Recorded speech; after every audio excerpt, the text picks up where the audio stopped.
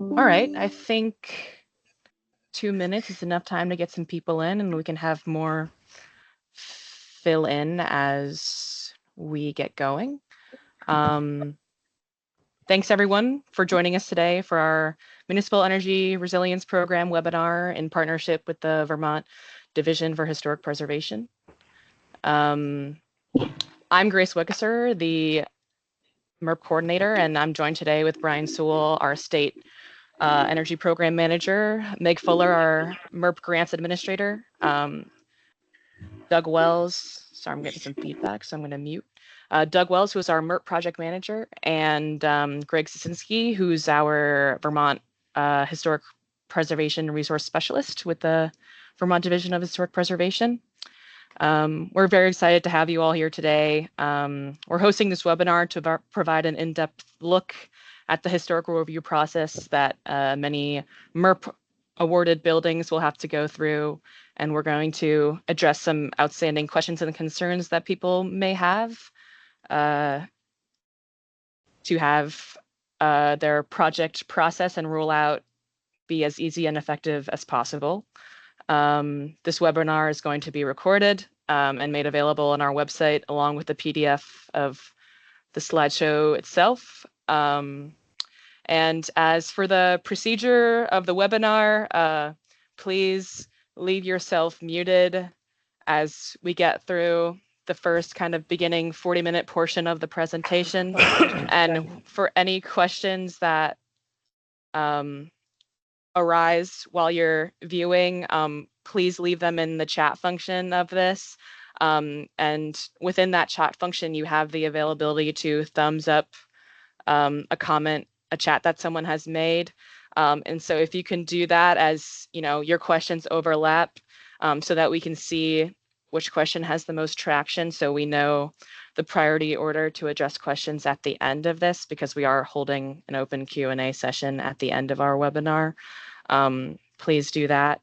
So again, just try your best to leave yourself muted during the first chunk of our webinar. And we will do our best to get to all of the outstanding questions by the end. So again, thank you all for being here. And with that, I think I can send it off to Greg. Okay, just everybody can see my screen, is that correct? I'd just like to introduce myself. My name is Greg Sasinski. I'm an architectural historian with the Division of Historic Preservation. Thank you for attending this today. We have a lot to go over in the next hour. I'd like to leave some time for questions, but here's just a quick agenda of the webinar today. The Division of Historic Preservation was formed in 1975, which means we're 50 years old, officially historic this year. This is our current staff, do many things around the state revolving around historic resources, including owning and running the state's historic sites. My team's function, we're led by Scott Dillon, Senior Review Coordinator, is regulatory review, meaning that any projects that receive public funding, need public permitting or approval are subject to our review. I've highlighted the main contacts for the MERP projects here in red. Myself, Yvonne Benny-Bask, and Polly Allen will be conducting the reviews for the MERP projects. We are also hiring currently for another review position, so there may be an unknown name in the future that is your reviewer. And Lindsay Pacheco is a great resource. She is our administrative coordinator. This is right up Nancy's alley. It's historical preservation. Okay, if people could mute, that would be great. As Lindsay will send all direct inquiries to the correct reviewer. We conduct as a regulatory review team almost 3,000 reviews a year from 4 regulatory pathways. Section 106 of the National Historic Preservation Act, involving federally funded permitting or permitted undertaking. Undertaking is just a fancy word for a project. 22 VSA Chapter 14, which is essentially the state version of that regulation. We also see projects that need Act 250 permitting or Section 248 of Title 30 under the Public Utility Commission. 22 VSA is highlighted here. That's the relevant regulatory pathway for these MERP projects. So what is 22 VSA? It states a state agency, department, division, or commission must consult the Vermont Advisory Council on Historic Preservation before demolishing, altering, or transferring any property that is potentially of historical, architectural, archaeological, or cultural significance, including any property listed on the state register of historic places. It is the responsibility of the state agency involved to initiate consultation with the division and fulfill the requirements of 22 VSA Chapter 14.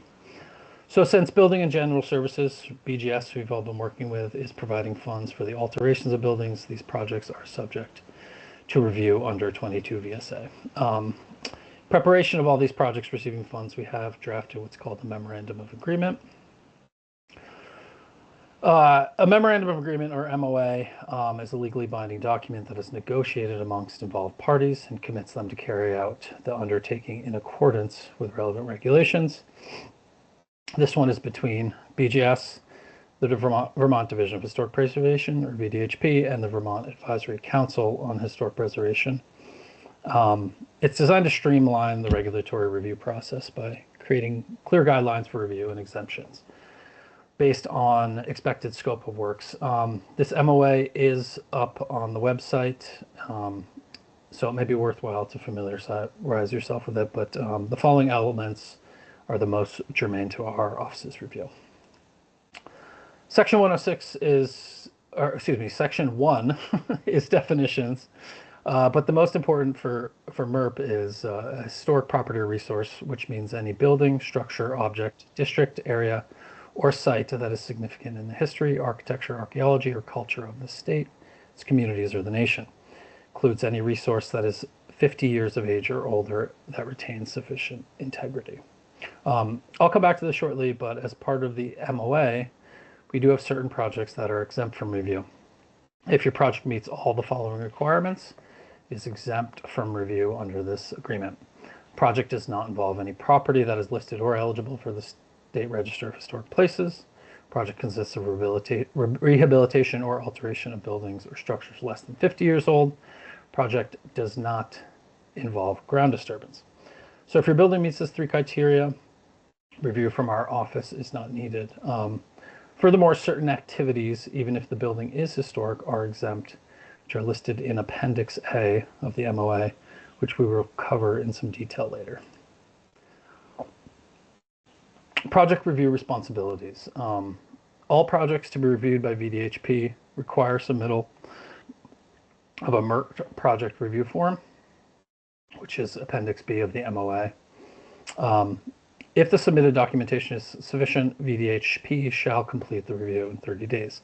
If additional information is needed to complete the review, we will notify the municipality within 15 days that more information is needed. Upon receipt of sufficient documentation, we will complete the review within 30 days. So expect a 30-day review at minimum, assuming sufficient documentation and no issues with the project, but consultation with our office to resolve an issue can cause the review to take a little longer. And 3C, we may request municipalities arrange for outside review, but we're really trying to keep this to a minimum on these MERP projects. So how do we find out if our building is listed? This section's a little didactic, but I'm just going to kind of run through the resources we have online to help applicants figure this out. Can I ask a question? If you could put it in the chat, that would be great. Because I'm trying to get through this a little quickly, so we have time at the end. The Online Resource Center is our main repository of information. We call it the ORC. It's less scary and more informative than the Tolkien variety of ORC. But this is where we keep all our files on historic resources in Vermont. This can be found on our website, but the direct link is posted on the screen. This takes a little getting used to, so I'm going to do a little crash course here. Simply typing your building into the search field and clicking search probably won't get the results you're looking for. Definitely won't get the results you're looking for. But we have different drop-down menus indicated by the red arrow. That's town, so you click the arrow and a list of all the towns in the state of Vermont pop up. So we can click our town. I click Charlotte, my hometown. Right below the town drop-down menu is file type. Here you want to look for state register, which has obviously all the listings in the state register around the state. If you don't find your building in the state register, National Register and Historic Survey will also yield similar results. So if we click that and click search, it should give us a little drop-down menu at the bottom here. Charlotte only has one file in here, but some towns have more. But you can see project name is State Register of Historic Places, and then all the way to the right is View Scan Document. If you click this, it opens a PDF. Should look something like this. These are actual paper files that have been scanned and are now online. Many of these are from the 70s, most are from the 80s, some from the early 90s. So even as a resident of the town and an architecture nerd, for example, I don't know what the Casey residence is. So I usually scroll down and find the map. This is how I search for things. I usually cross-reference with Google Maps, but you'll all be more familiar with your town than I am. So you'll probably be able to navigate it a little easier. Keep in mind, your building may be in a historic district. Here it's indicated by the red outlines. This kind of varies from town to town. The building I'm looking for, just for example, I happen to know is on Prindle Road, which is not far from Spear Street, indicated by the red arrow there. It's number 14. So if I scroll down, the survey numbers are in the upper right-hand corner of the files, indicated by the red arrow there. I can find my building and confirm its listing on the state register. This is the second page of the survey form. It just gives description and significance, sometimes with a little helpful map. And nearly all listings come with a picture as well. You'll notice this building was surveyed in 1976. So I went to check on this building earlier this week, and this is what it looks like now. So I like to use this house as an example to indicate how state register listings can change. Not everything listed in the state register currently is still eligible for listing in the state register. Not all buildings eligible for the state register of historic places are listed in the state register. We're always adding and removing things. And not all buildings that have been surveyed under historic sites and surveys have been listed in the state register. Does not mean a building is not eligible for the state register. We're constantly updating the register as time goes on.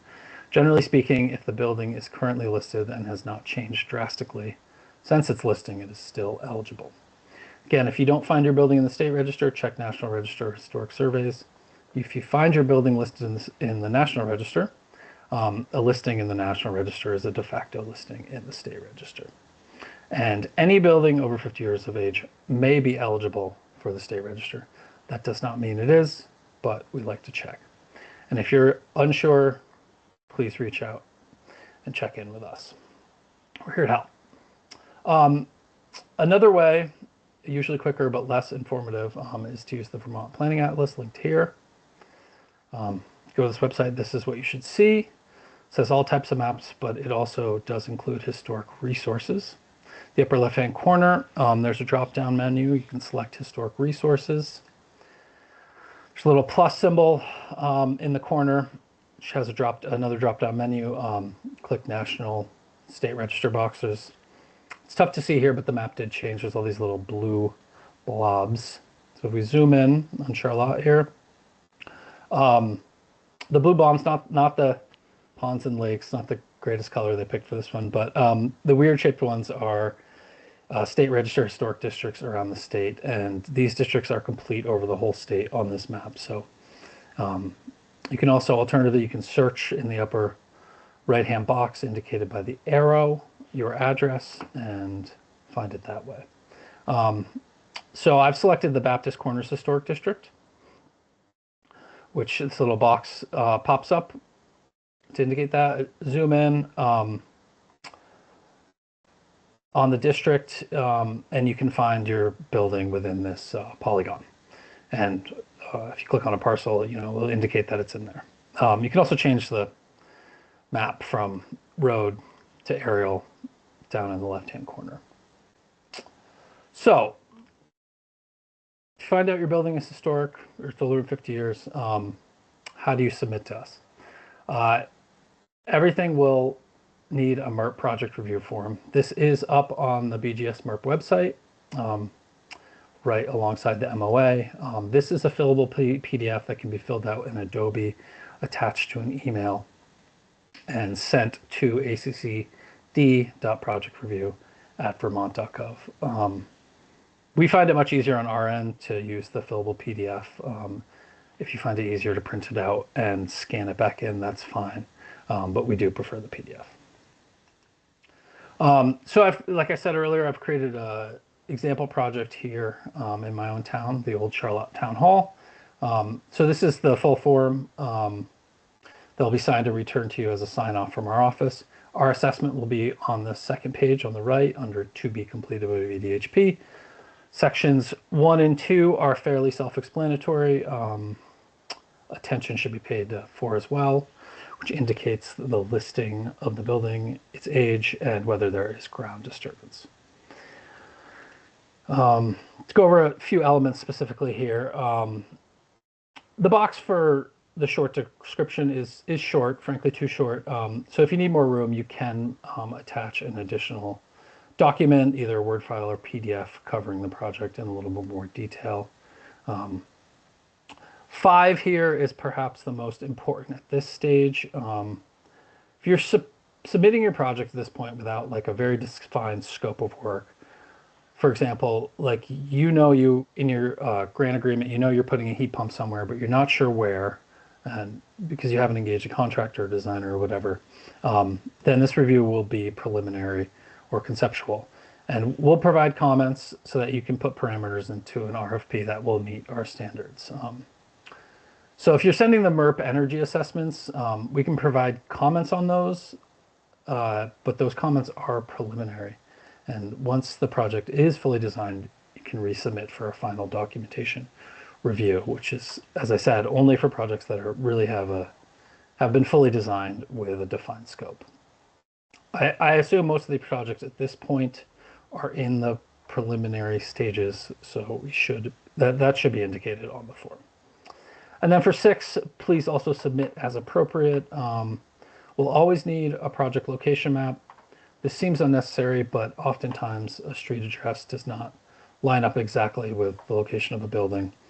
So a visual map representation is needed as part of the submission. This can really be any map, as long as it is attached to the email and it accurately pinpoints the building. A site map. Site map is not always necessary, but if there is ground disturbance as part of the project, it should be included. It can also be helpful in indicating where aspects of the projects on the exterior of the building are located in relation to it. I've included this hand drawn map of my example project because I just wanted to illustrate this doesn't need to be like some fancy computer drawn map, as long as it communicates the necessary information.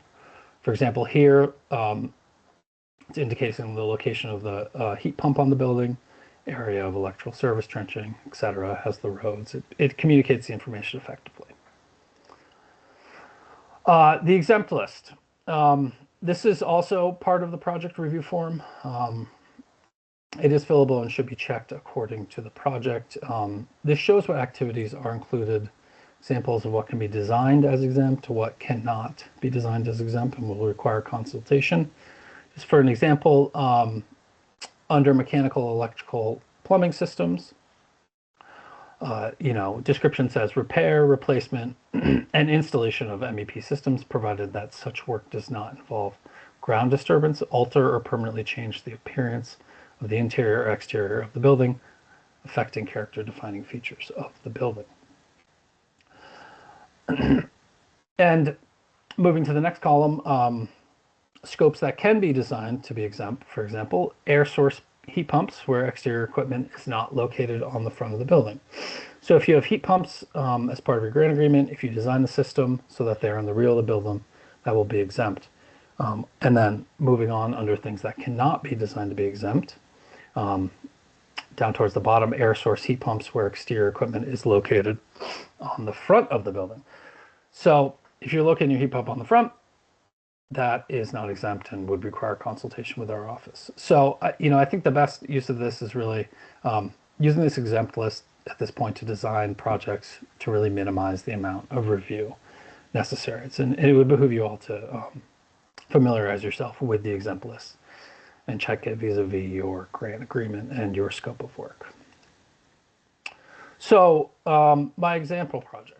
We've received our submission to ACCD project review at vermont.gov, and it includes the MERP project review form with the included exempt list, project location map, and a Word document including a project narrative, photos, and site map. I've designed this faux submission to be good, but not a perfect example. But this submission is really well done and has a nice packet of information, as you'll see. So I'll just read it here. Old Charlotte Town Hall, a town-owned building now housing the Charlotte Historical Society, is listed on the National Register of Historic Places as a contributing building to the Charlotte Center Historic District. We suspect it might be listed on the state register, but are unsure. The building currently functions as a small museum and is open infrequently during the warmer months. The town is interested in utilizing the building more fully, holding more frequent events there, but the dated heating system, lack of insulation, drafty doors and windows make it uncomfortable for occupation during the winter. The town received a MERP grant from BGS to address some of these issues. The scope of work is as follows. 1. Install a cold climate heat pump to assist with heating in the shoulder seasons and allow air conditioning during the summer as well. 2. Spray foam the attic and basement to air seal and provide insulation. It's recommended that we spray the underside of the roof sheeting in the attic directly on the stone foundation and sills in the basement. 3. Plan to keep the original windows, but would like to weather strip them as well as the single front door.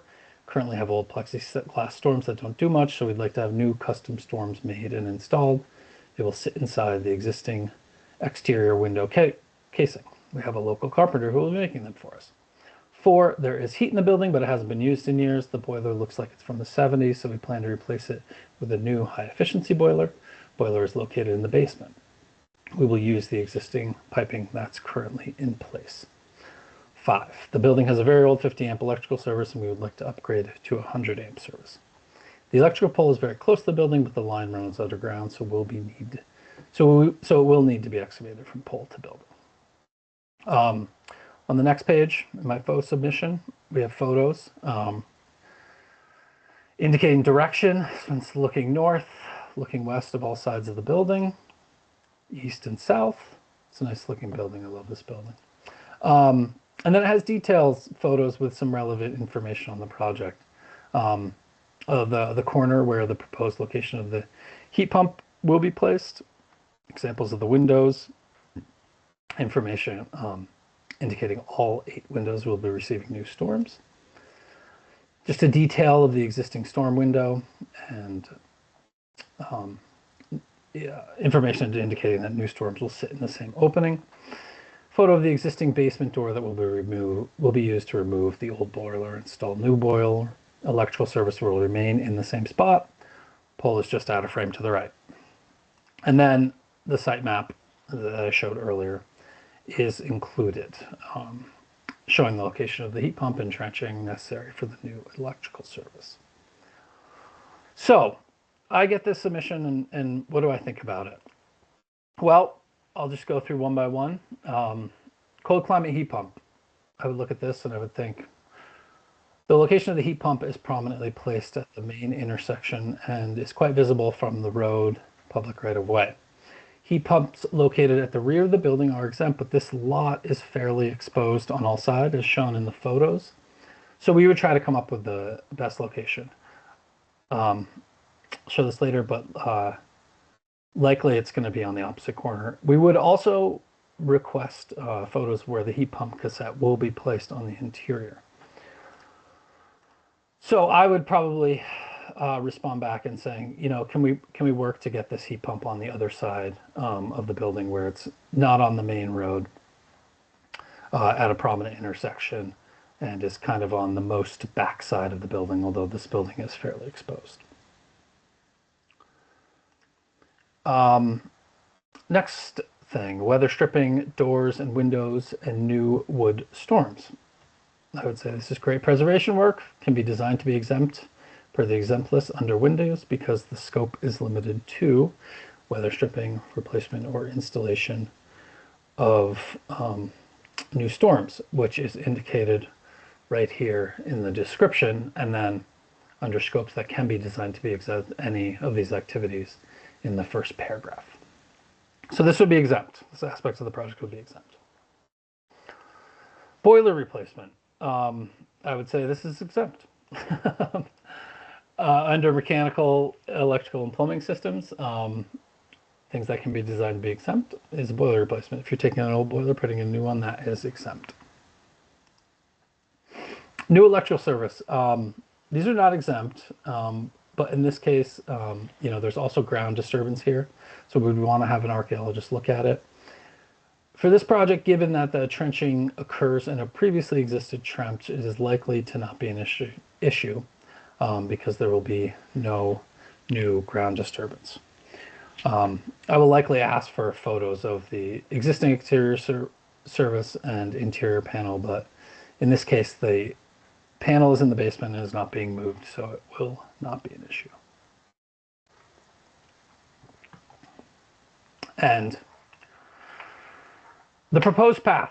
Saw this on the site plan, and it wasn't mentioned in the scope of work in the project narrative. So I would reach out to just get some clarification on this, wondering if this is part of the actual MERP scope of work. Is this a separate project?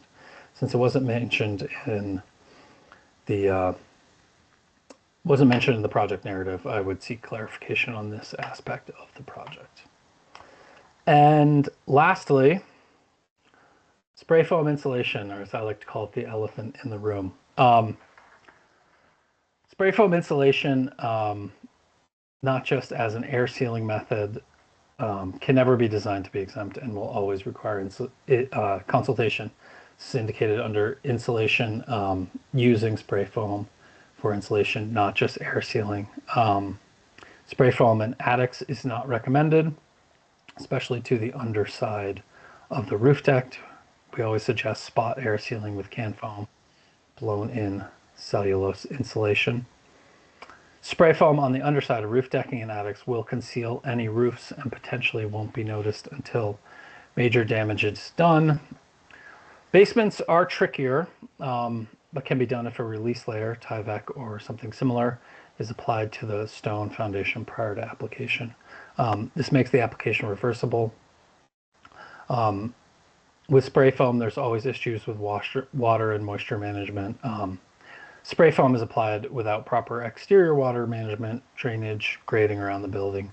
Water can and will get into the foundation with stacked stone foundations can do some real damage through freeze-thaw cycles. And this sort of damage may not manifest for some years, so it can kind of be a slow-moving disaster. If damage does manifest, the release layer will allow you to remove the spray foam easily, which we recommend for a relatively new product whose long-term effects might not be currently known. Spray foam is a huge point of contention in the HP world. Applying it to foundations without a release layer obviously is not reversible.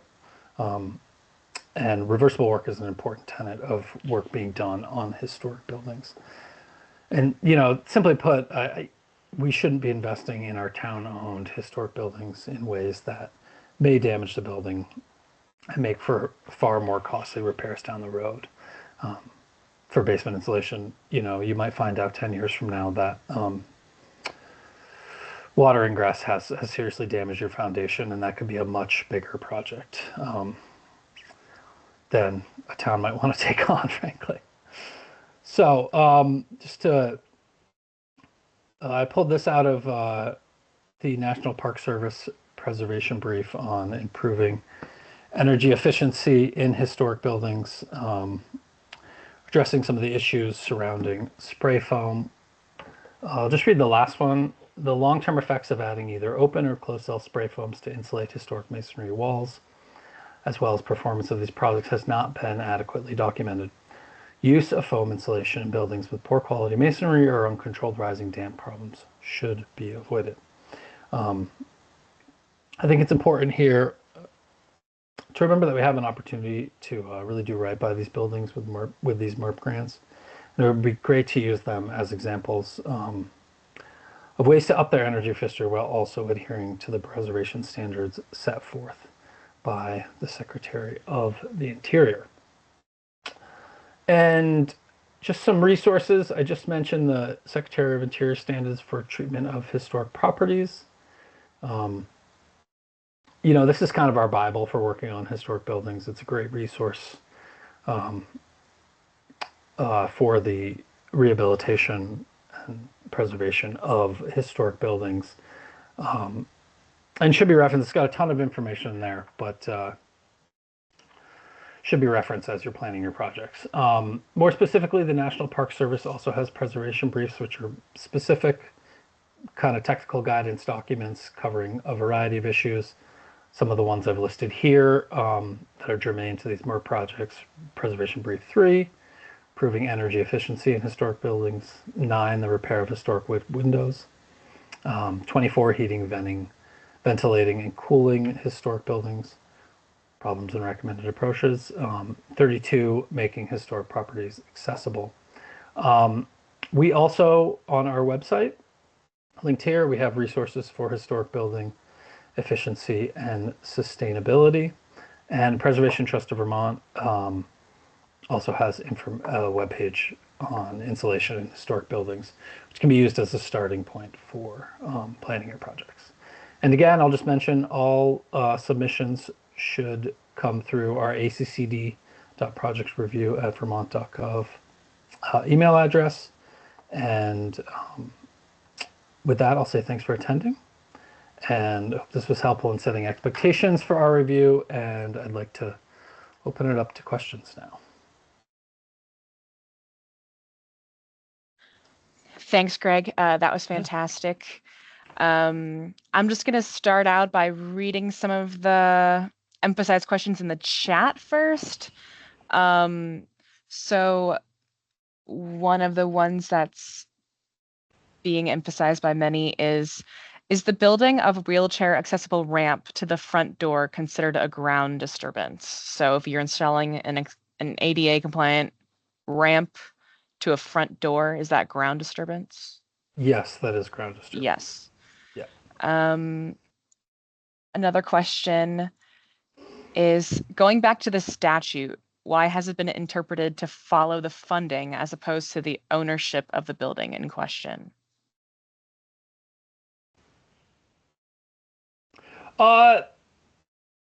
That's a great question. Ownership is also an aspect, like if any state agency alters a building, it's also subject to our review. So it's kind of both. But since it's, you know, it's public money that's being provided to applicants, you know, that's part of the review. That's included under the regulations. So hope that answers that question. Okay. Next question is, would an aerial photo be considered a site map? Yes, an aerial photo could be considered a site map. I would say if it's just an aerial photo with no additional information on it, it doesn't do a whole lot. It should be, you know, changes to the site should be indicated on the site map, but an aerial photo absolutely can be used as the basis for a site map. Okay. Another question is, our town office is a building within a national registered district. but is not itself listed other than in the district inventory. How does this affect our application? That is considered a historic building. So it's listed as, well, assuming it's listed as a contributing building within the National Historic District, which if it's an old building, it likely is, that can be found in the National Register listing itself. Since it's listed on the National Register, it's de facto listed on the state register. So that is considered a historic building. Okay. Let me see, going in order here. As we are thinking about design, curious about what the sensitivities are as it relates to an electrical surface upgrade per se. And this might also kind of be tied in with the question of how is ground disturbance defined, as these things kind of one makes the other. Yeah, in the MOA, there is a definition of ground disturbance. It is digging down more than 6 inches and over an area of 100 square feet or more. So a 10 by 10, a 10 by 10 square. So what's considered ground disturbance is pretty broad. So if you're, for example, if you're, trenching across an entire parcel, 30, 40 feet down 2 or 3 feet, that would be considered ground disturbance and would need to be looked at. I don't suspect, the ground disturbance thing sounds scary. I don't suspect many of these projects are going to have a lot of issues with ground disturbance, but we do like to look at them, all projects with ground disturbance by one of our archaeologists. So. Okay. Next question, should all buildings that are 50 plus years old just complete the VDHP review form? Is there any scenario where a building less than 50 years old may need to go through the review process? Example, only 30-year-old building, but it involves ground disturbance. Yes, if it involves ground disturbance, yes, it'll have to go through the review process. And if it's over 50 years, it will have to go through the review. I will say, like I said, answering the last question, the ground disturbance of these probably isn't going to be an issue for most of them. And so the review will be probably limited to a quick sign off, no guarantees. And if the building's over 50 years, we will look at it and make an assessment as to whether it is eligible for the State Register of Historic Places. If we decide it's not, you get your sign off and go on your way. If it is, then there'll be a little bit more consultation required. Okay. Now I think I'm going to try to group some of the questions that we have at the bottom together because they're overlapping a little bit. So if the activities are determined to be non-exempt, will VDHT prohibit the work moving forward? And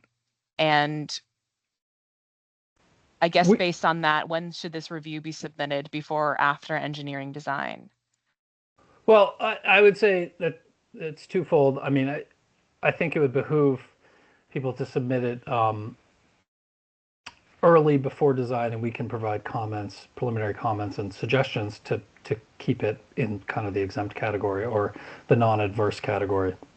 So, when you do get your project designed, you can go to whoever you have designing it, your contractor or whatever, and have these parameters that they need to work in. That won't be an adverse effect to the building. What was the second part of your question, Grace? Or the first part, rather? When should the review be submitted, before or after engineering design? And then also kind of answering another person's question, are they to file twice, like once for preliminary plans and then afterwards when they know exactly what they're going out to bid for? Yeah, so if we do a preliminary comment, the project, once designed, will have to come back in for final documentation review. If you followed all our suggestions, the final document review will just kind of be confirming that it's designed as suggested and won't have an impact on the building. So it should be relatively a quick sign off.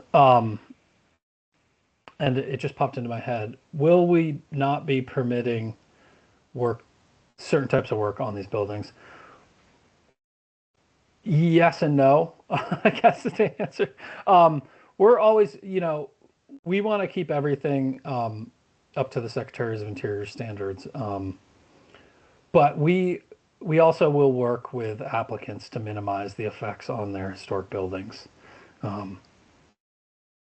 So, we want to work with you to find a happy medium to where these projects won't have an adverse effect on the buildings, or to minimize that effect.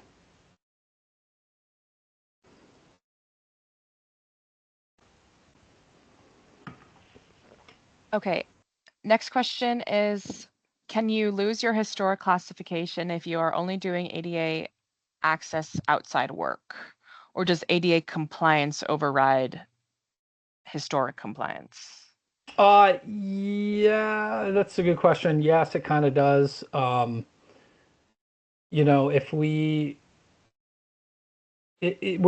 not going to sit here and say you can't put a ramp on the front of your building.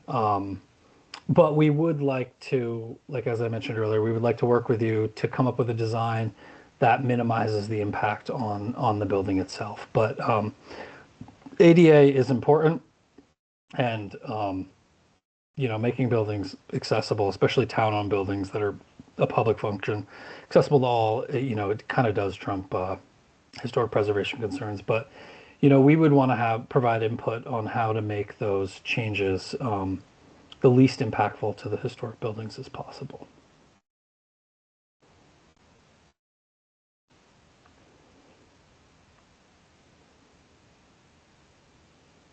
Okay. Our town office isn't listed in any of the registries, and we think it was built in 1974, but can't find the records. Just base the date on recollections. Is it considered historic?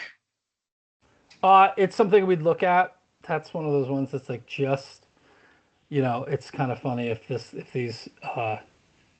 these grants were coming in 2 years ago, it would be completely exempt because it's under 50 years. It's 51 years now, especially now that we're in January.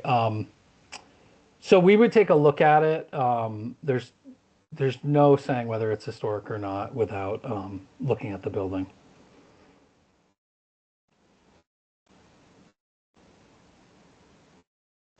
Okay, so I guess for cases like that, it would be encouraged that they fill out a review, but Correct. Once reviewed, it could be said Yeah, we would send we would do some research into the building. This one says that there's been many modifications. It probably doesn't retain integrity. It's had too many modifications over the years that are later than its original build date of 1974. So we would fill out that section basically saying not eligible, no historic properties affected. You get our sign off, and then the project can proceed without our involvement. okay.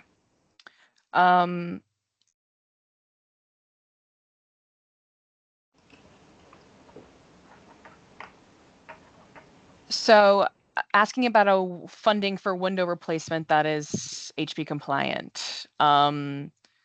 Does Vermont Division of Historic Preservation have resources that qualify with this, or would someone generally defer to NPS guidelines?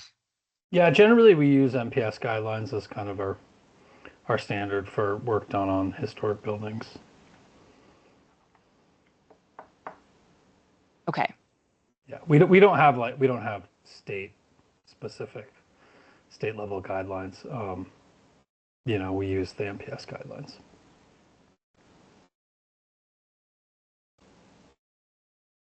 And this is a general question. If the activities are determined to be non-exempt VDHP, will they prohibit work from moving forward? No, I can say that that's not true. Yeah. At BGS and VDHP absolutely does not want to prohibit anything from happening. That will take the route of working together to come to the best compromise possible for the project to move forward. Yeah, that's correct. And just a reminder to everyone, as I'm filing through questions, to thumbs up ones that align with what your own question might be, so I can decide on a priority order to answer these questions as to not have to repeat ourselves.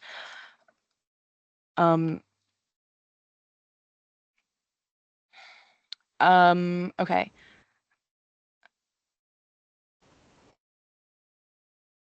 So we have a question about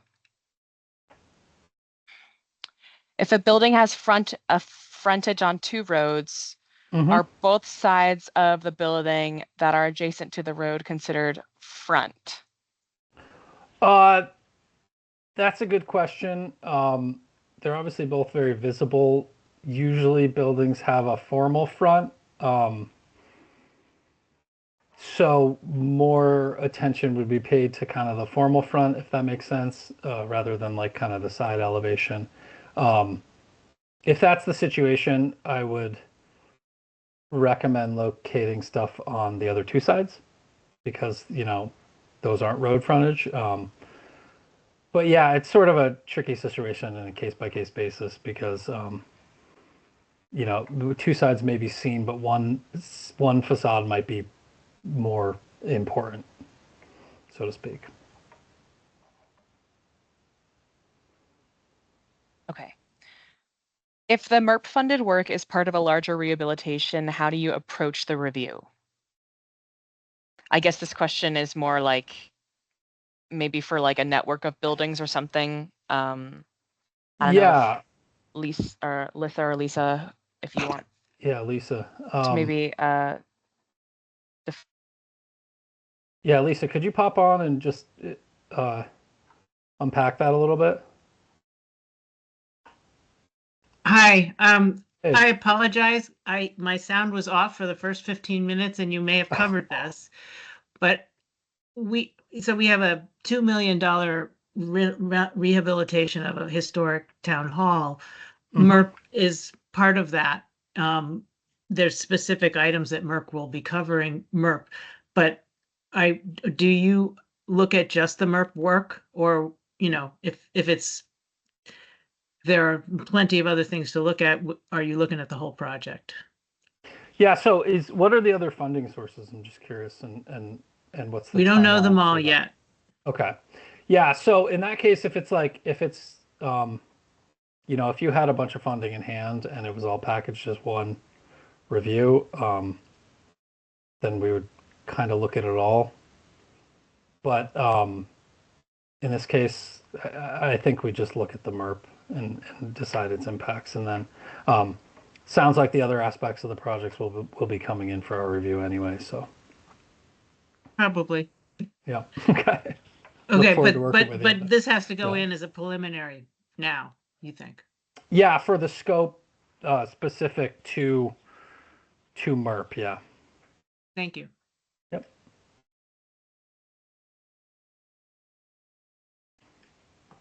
Okay, another question being emphasized. Curious about the staff capacity for the number of reviews requested, concerned about how this will impact municipalities' timelines. Yeah, we are also concerned about that. And perhaps this is maybe the worst time or the best time to mention that my wife is 39 weeks pregnant, so I will be out for a little bit as well. But we do have staff members that are not part of the project review team who can take on some of the capacity. Caitlin Corkins, who does our tax credits and grants program, and Elizabeth Peebles, the state architectural historian, who used to be part of the project review team. And Laura Treishman, our SHPO, can also can also pick up some of the slack. So it's definitely something we're concerned about. I mean, we are hiring right now. You know, we have a job posting out and some applicants, so we should be getting more people in the office to help out with these. And like I said, we're just going to do our best. The timeline, you know, if we get something and it's not sufficient, we have a 15-day window to reach back out to you. That means we'll be looking at all of these within 15 days. So if a project is good and we've looked at it in 15 days, we'll probably just send it back. So it could be less than 30 days for some easy reviews. It will get tricky when, you know, when there's projects that are have potential to adversely affect buildings, and there's going to be some consultation involved, but.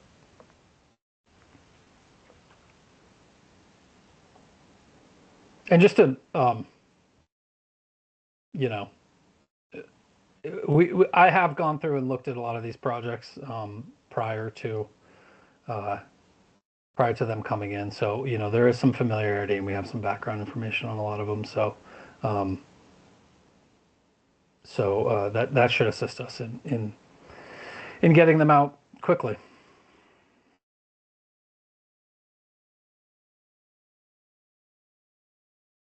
Okay, sounds good.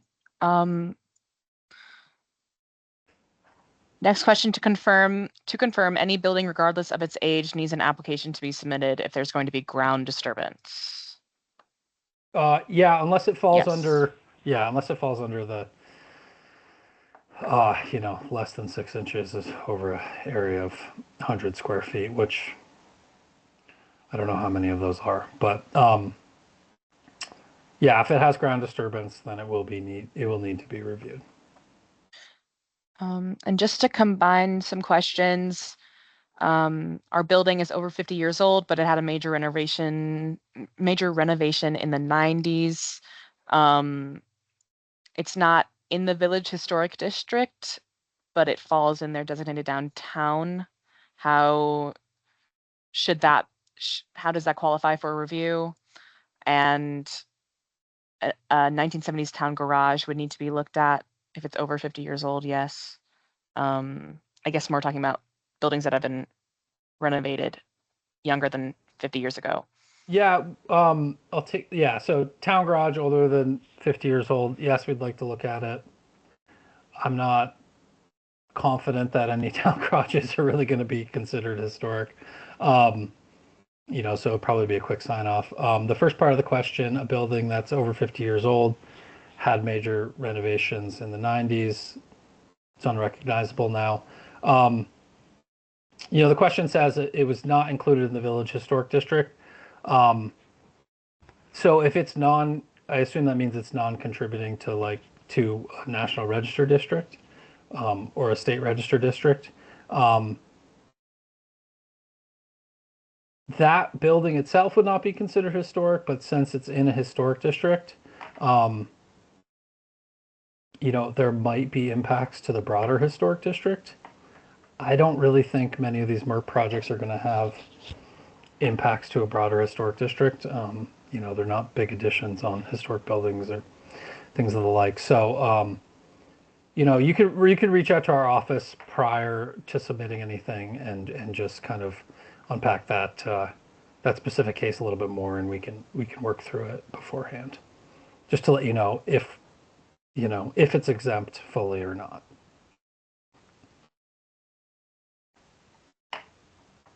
Okay, that sounds good. I think I'm going to adjust this question that I'm about to ask. We have approved scope of works from BGS and signed grant agreements, you know, with those scopes of work included. But now we need to make changes based on this review. How do we do that? Submitting a narrative with a request of that scope of work change should be submitted to bgs.merp@vermont.gov. That's the email address that all the awardees have kind of been receiving materials and notifications from. I also just want to say that our frequently asked questions FAQ document will be updated to address with, a written statement for the answers for many questions that have been asked about HP and also amending scopes and stuff like that. I'll be sure once that is posted live, the new revised FAQ document, to alert all grant awardees of that. So again, just with a scope amendment, a narrative explaining the amendment being requested should be submitted to bgs.merp@vermont.gov. So next question, are wastewater facilities, town garages, and fire department garages, unless explicitly historically designated, exempt? It's case-by-case basis, but wastewater facilities are generally exempt. And any town garages, especially ones that are just barely over 50 years old, would probably be considered non-historic. But if it hits that 50-year age, it should be sent in. Likely, it will be a quick sign-off as a non-eligible resource, non-historic resource. And fire department garage is kind of the same thing. There are plenty of historic fire department garages around the state. So we'd like to look at them on a case-by-case basis.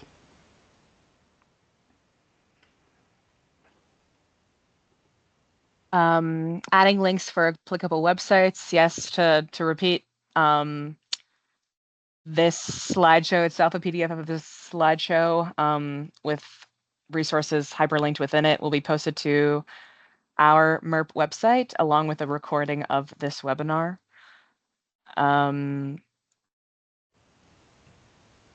I think for the most part, I've navigated the questions in the chat. Thank you, Brian, for saying that this was helpful. We appreciate yes, that. We're just meeting our 1 minute away from wrapping up, Mark. If anyone has any quick things to add, we can address them very fast. Thanks for the round of applause. But with that, again, keep posted from emails from us and notifications from us about website updates, FAQ updates. And yeah, again, with any, I guess, more MERP related questions, rather than VDHP questions, direct them to your Regional Planning Commission.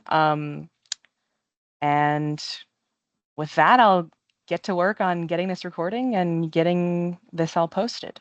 Thanks, Greg, and thanks everybody. Grace. Yeah. Yeah, and I'll just say before we go, if you have any historic building related questions, need advice, guidance, don't feel free to reach out. So. Yep. Cool. Take care, everybody. Thank you. Bye-bye.